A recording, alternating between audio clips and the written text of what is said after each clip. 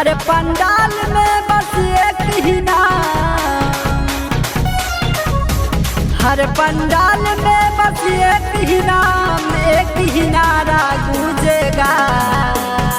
मेरे गाँव का बच्चा बच्चा जय जय माता दी बोलेगा। हर गाँव का बच्चा बच्चा जय जय माता दी बोलेगा।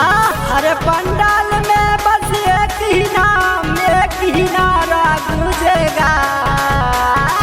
मेरे गाँव का बच्चा बच्चा जय जय माता दी बोलेगा। हर गाँव का बच्चा बच्चा जय जय माता दी बोलेगा। बोला बोला पटन देवी मैया की जय। गरिमा रिकॉर्डिंग स्टूडियो मुंबई।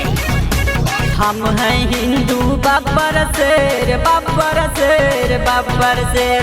हम जिद पर आ जाएं तो कर देंगे सबको ढेर। हम हैं हिंदू बब्बर शेर, बब्बर शेर, बब्बर शेर। हम जिद पर आ जाएं तो कर देंगे सबको ढेर। जहाँ देवी माँ बैठती थी पंडाल वहीं पे सजाएंगे।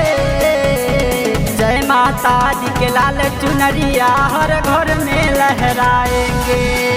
जय माता दी के लाल चुनरिया हर घर में लहराएंगे।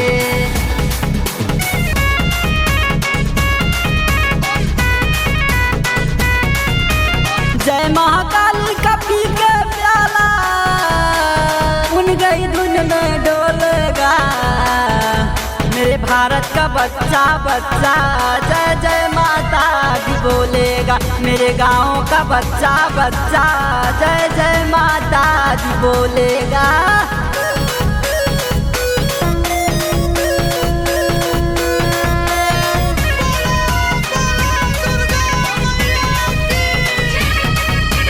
धन्य हो दुर्गा माँ की शक्ति, महिषासुर को मार दिया। लेकर माँ दुर्गा का नाम 9 दिन का उपवास किया। जागो भक्तों अब तो जागो, वक्त नहीं है सोने का। देवी मैया के भक्त हो तुम, ऐसे नहीं सब जानेगा। महागौर श्री काली का नारा सारे जगत में गूंजेगा। मेरे गाँव का बच्चा बच्चा जय जय माता दी बोलेगा। मेरे गाँव का बच्चा बच्चा जय जय माता